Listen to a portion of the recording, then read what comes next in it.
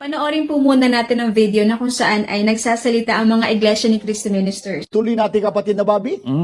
Yung letter F, ang katumbas ay 0, yung I ay 1, yung L ay 50, yung I ay 1, at isa pang I ay 1, total of 53. Doon naman sa D, ay yung D ay 500, yung E ay 0, at yung I ay 1, kaya 501.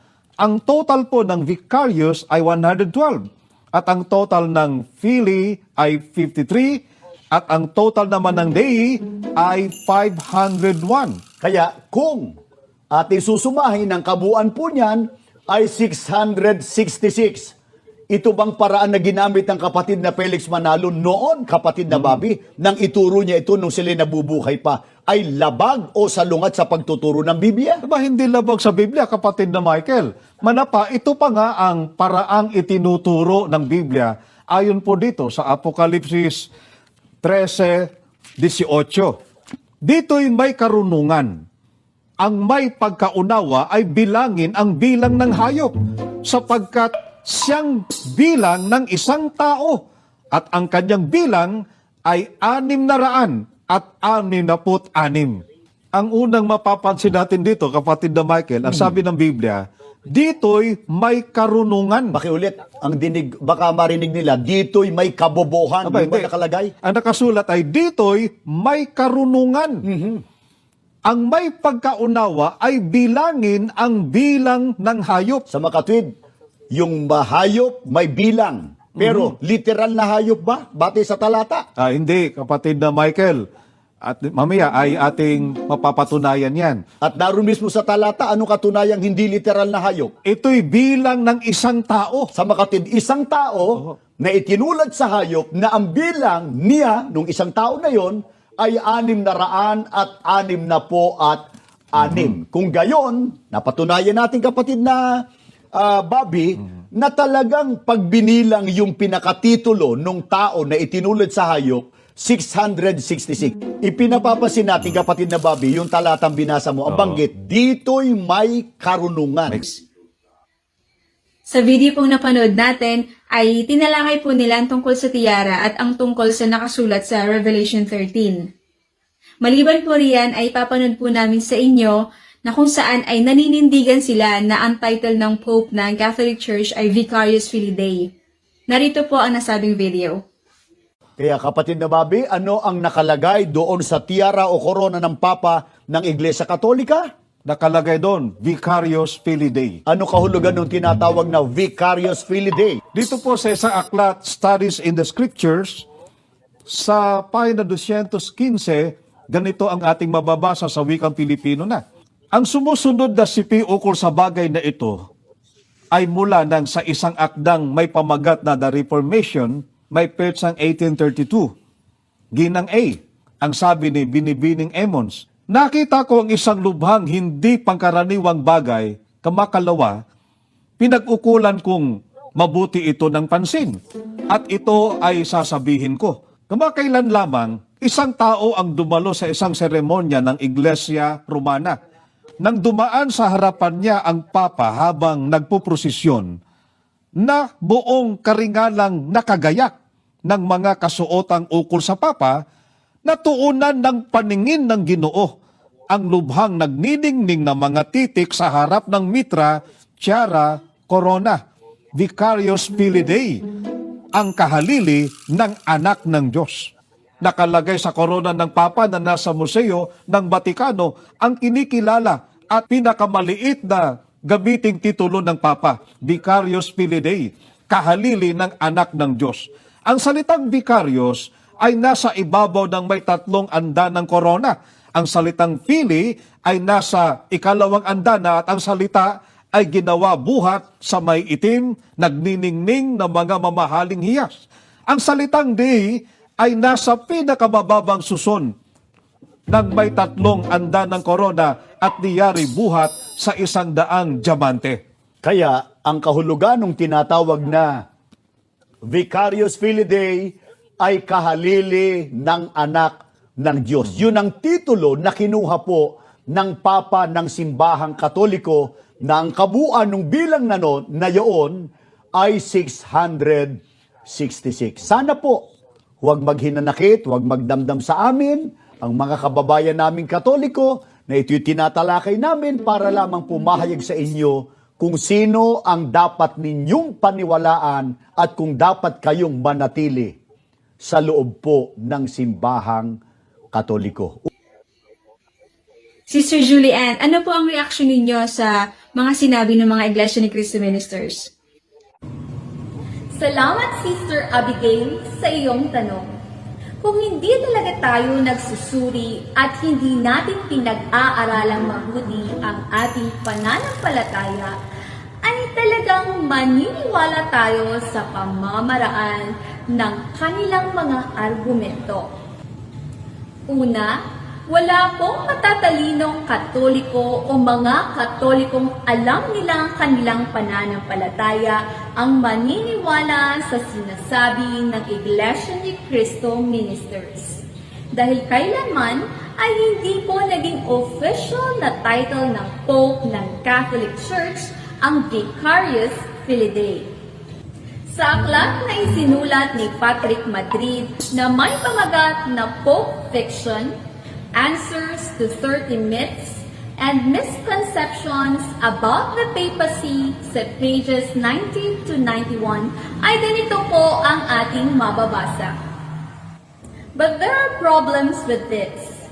The first is that Vicarius Filidae, or Vicar of the Son of God, is not now, nor has it ever been, an official title used by the Bishop of Rome.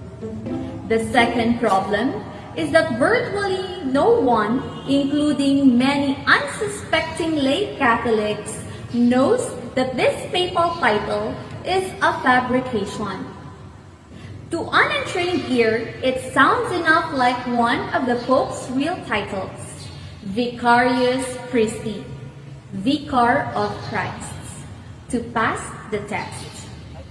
Unfortunately, for those who traffic in this particular piece of Pope fiction, the real title, Vicarius Christi, adds up only to a measly 214, not the infernal 666. In fact, none of the Pope's official titles, such as Servus Servorum Dei, or Servant of the Servants of God, Pontifex Maximus, or Supreme Pontiff, or Successor Petri, or Successor of Peter, will add up to 666. That's why you never see any of them used by anti-Catholics. If the person making this claim dispute these facts, ask him to furnish an example of the alleged title, Vicarius Filidae, being used officially by a pope. You won't encounter papal decrees, conciliar statements, or other authentic official Catholic documents in which the Pope calls himself the Vicar of the Son of God. Why? Because no such examples exist. Vicarius Filidae has never been an official title of the Pope. Kaya nagtataka ako kung bakit pinagpipilitan ng mga umaatake sa atin na ang Vicarius Filidae ay ginagawa nilang official title ng ating Santo Papa, kayong wala namang official document mula sa ating simbahan na nagsasabi tungkol dito. At para po sa impormasyon ng lahat, wala pong matinong scholar ng Bible na magsasabi na ang 666 sa Book of Revelation ay tumutukoy sa Pope. Yun pong binasa nilang aklat na hindi nila nabanggit kung sino ang author at anong page ay kini-question po natin yon. Ang aklat ba na yan ay scholarly book? Sinong scholar ng Bible ang nagsulat niyan? Mahalaga po na kapag nagbabasa po tayo ng Bible ay tingnan po natin kung sino ang author. Ang mga statements ba sa aklat na yan ay sinusuportahan ng reliable scholars?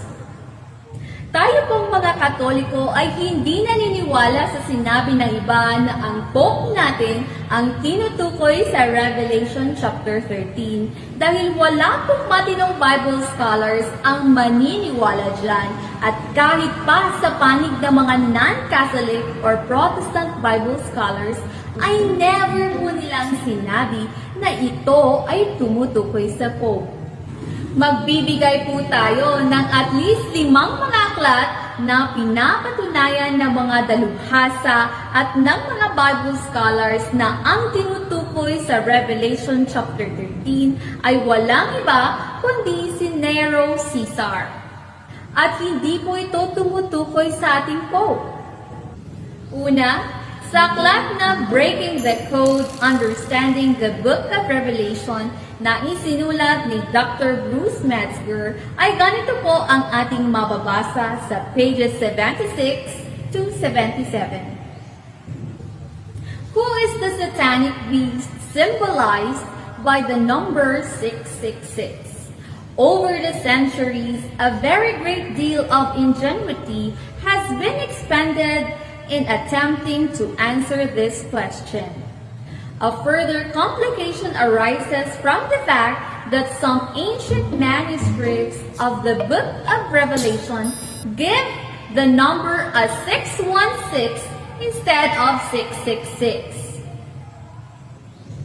Among the names and titles have been proposed to solve the cryptogram, the most probable candidate is the Emperor Nero. If we add the numerical values in the Hebrew spelling of the name Neron Caesar, we obtain 666. On the other hand, since his name can equally well be spelled without the last N, if we omit the final N, the total will be 616. Pangalawa, sa aklat na The IVP Bible Background Commentary, New Testament na isinulat ni Dr. Craig S. Skinner, ay ganito po ang ating mababasa.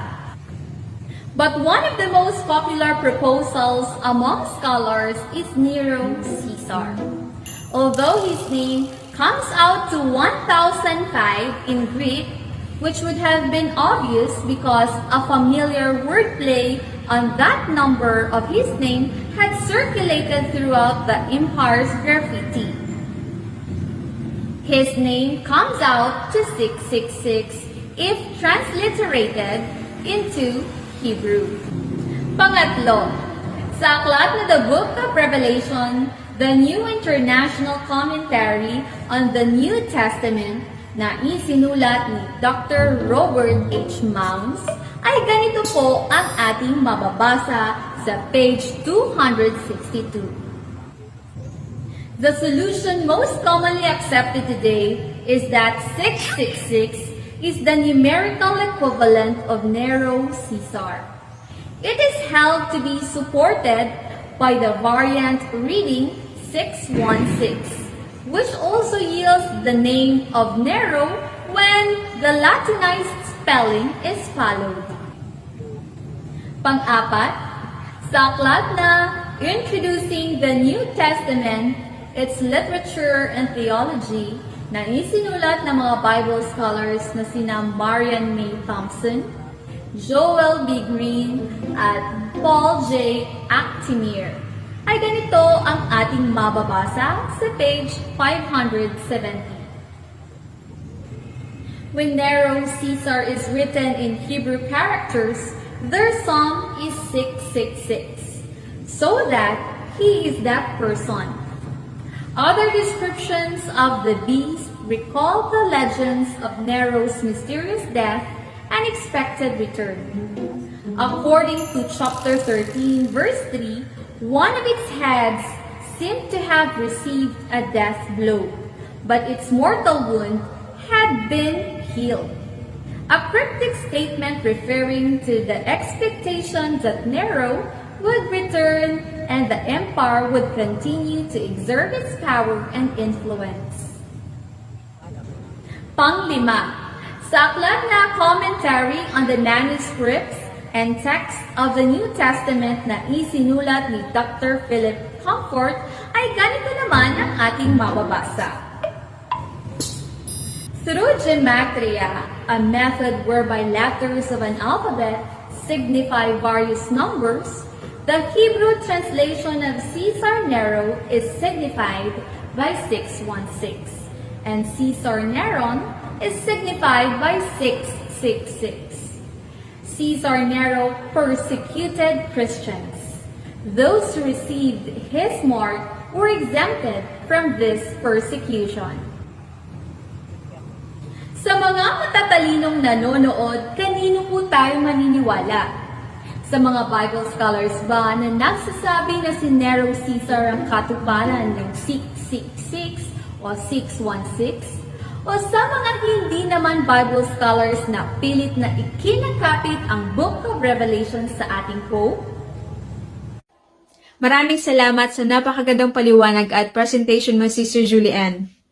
Sigurado po ako na kapag open-minded lang ang nanonood sa atin ay paniniwalaan nila ang mga sinabi ng mga Bible scholars. At yung pong sinabi ng mga Iglesia ni Cristo ministers tungkol sa tiara ay hindi po yung totoo. Sa aklat na Pope Fiction, Answers to 30 Myths and Misconception about the Papacy na isinulat ni Patrick Madrid sa pages 98 to 99, ay ganito po ang ating mababasa. Since about the year 708, many popes have worn at non-liturgical ceremonial events a special papal crown called a tiara, but the stylized beehive-shaped papal crown of 3 diadems that we have come to know as a tiara emerged only in the early 14th century. Although it was customary for these tiaras to be encrusted with jewels and precious ornaments, there is no evidence, no statue, bust, painting, drawing, or even written description of any of the many tiaras that were crafted, that any papal tiara never had the name or a title of a pope emblazoned on it.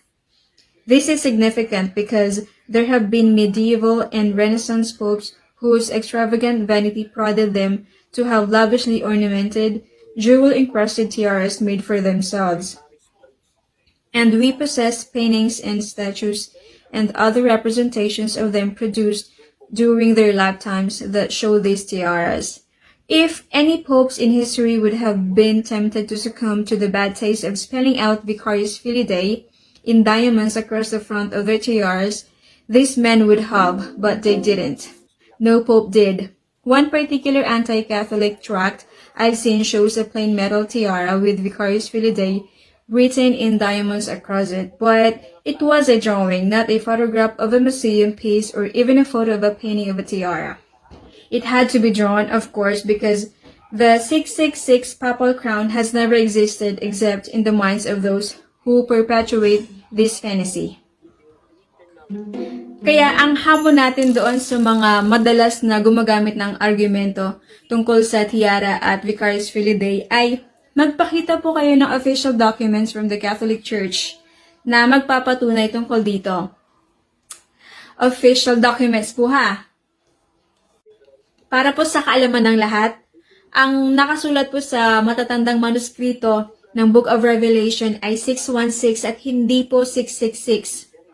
Narito po ang manuscript na sinasabi ko at nakikita po ninyo iyan sa inyong screen, ang tinatawag na Papyrus 115. Kung marunong po tayo ng Biblical Greek ay makikita po natin na ito po ay 616 at hindi po 666. Kaya kung babalikan po natin ang isa sa mga aklat na binasa ni Sister Julianne, lalo na yung sinulat ng isang kilalang textual critic at New Testament scholar na si Dr. Bruce Metzger na may pamagat na Breaking the Code, Understanding the Book of Revelation, sa pages 76-77 ay ganito ang ating mababasa. Who is the satanic beast symbolized by the number 666? Over the centuries, a very great deal of ingenuity has been expended in attempting to answer this question. A further complication arises from the fact that some ancient manuscripts of the Book of Revelation give the number as 616 instead of 666. Among the names and titles have been proposed to solve the cryptogram, the most probable candidate is the Emperor Nero. If we add the numerical values in the Hebrew spelling of the name Neron Caesar, we obtain 666. On the other hand, since his name can equally well be spelled without the last N, If we omit the final N, the total will be 616. Maliban sa mga Bible scholars, ang kasaysayan po ay nagpapatunay na ito ay tumutukoy kay Nero Caesar. Ayon kay Philostratus, and again, there is no animal of which you can say that it ever devours its own mother, but near gorged with quarry. Philostratus' Life of Apollonius of Tyana. Sana po ay nakatulong po itong ibinahagi po namin sa inyo ni Sister Julian. At sana po ay ibahagi nyo rin po ito sa iba para po lumago rin po ang kanilang kaalaman. Pagpalain po tayo ng ating Panginoon Diyos. So ayan po mga peers, sanay kapupulatan po natin ito ng aral. At kung nagustuhan nyo po ito, please like and share, ibahagi po natin sa mga kakilala po natin. And please don't forget to follow and subscribe po ng ating YouTube channel, Mr. Curious Catholic. Muli po, this is Mr. Curious Catholic, kasama po ninyo sa pagtatanggol ng ating simbahan. Pro Deo et Iglesia. Sa Diyos po ang lahat ng kapurian. Hello mga kapatid, follow and subscribe Mr. Curious Catholic. Marami tayong matutunan, mapupuno po yung ating isipan sa mga katotohanan. Dahil ang katotohanan na magbigay sa atin ng tunay na kalayaan. God bless. Hello mga kapatid, inanyayahan namin kayo, huwag niyong kalimutan mag-subscribe sa kay Bro Dens Oberio, Mr. Curious Catholic. Marami kayong matutunan sa pamamagitan ng pagsubaybay niyan sa pagsagot sa pananampalataya na inaatake ng ating mga kapatid sa iba. Yung pananampalataya, and they are not only attacking the teachings of the Catholic Church, but proselytizing the good numbers of the Catholic. At sa pamamagitan sa pagsulotin niyo nitong Mr. Curious Catholic, Facebook page and YouTube channel, dami ninyong matutunan. Isabuhay natin ang ating matutunan. Pro Deo et Iglesia.